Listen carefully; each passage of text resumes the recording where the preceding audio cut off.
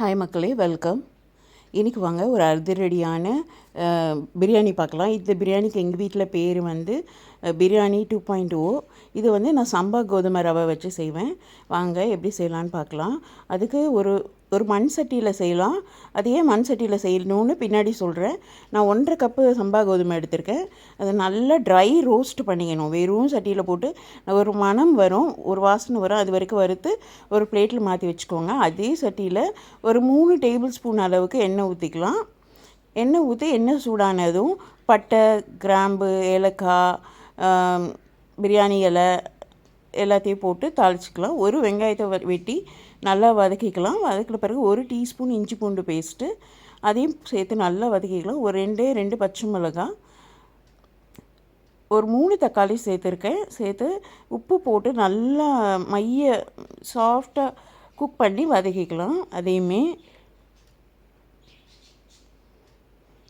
ஒரு கொஞ்சோண்டு மொத்தமாக கொஞ்சமாக புதினா, கொத்தமல்லி 2 சேர்த்து ஒரு கைப்பிடி அளவுக்கு வர மாதிரி கொஞ்சமாக சிக்கன் எடுத்துருக்கேன். நீங்கள் மின்ஸ்டு சிக்கனாகவும் எடுத்துக்கலாம், இல்லைன்னா சின்ன சின்ன கியூபாகவும் எடுத்துக்கலாம். நான் போன்லெஸ் சிக்கன் எடுத்திருக்கேன்.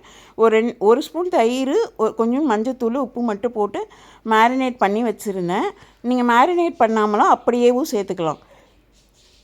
2 ஸ்பூன் மிளகாத்தூள், 2 டேபிள் ஸ்பூன் தயிர் சேர்த்துக்கணும். நான் ஏற்கனவே சிக்கனில் தயிர் போட்டு மேரினேட் பண்ணியிருக்கேன். அதையும் மேரினேட் பண்ணிடலன்னா கொஞ்சம் எக்ஸ்ட்ராவாக சேர்த்துக்கோங்க. தண்ணி பார்த்திங்கன்னா இந்த பிரியாணிக்கு 1:3.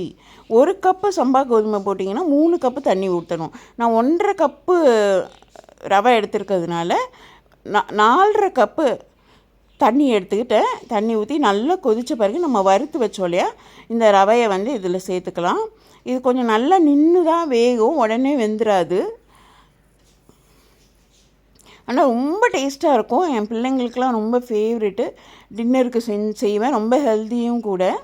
இது மாதிரி நல்லா வெந்து தண்ணி ஈவனாக வந்த பிறகு கொஞ்சம் சிம்மில் வச்சு நல்லா குக் பண்ணிங்கன்னா இந்த மாதிரி வந்துடும்.